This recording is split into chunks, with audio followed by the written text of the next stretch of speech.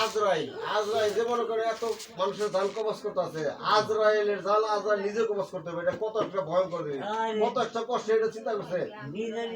সমস্ত ফেরেশতা, আকাশ বাতাসে যত ফেরেশতা আছে সব আল্লাহ অর্ডার দিব, জান কবজ করবো। সমস্ত কিছু কবজ করা বড় আর কেউ নাই দুনিয়াতে। জিন নাই, ইনসান নাই, মানুষ নাই, ফেরেশতা নাই, তোমার কি আছে? আল্লাহ আমি নিজে।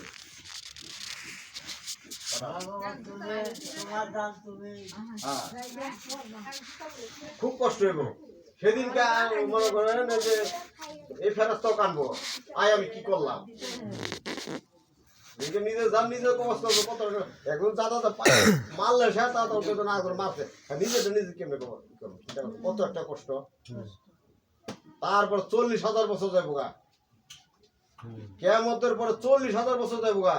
40,000 পরে আল্লাহ দুনিয়াতে আবার ডাক দিব মানুষে, হে দাম্ভিক মানুষ, তোমরা কোথায়? দুনিয়াতে এত অহংকার করছো, কই আছো? কেউ সারা দিবে জায়গা জমি খুব দাম দিতে হয় না, গরিব রে মানে না, এগুলা ডাক করে বলবো। আবার 40,000 একটা ডাক দিব,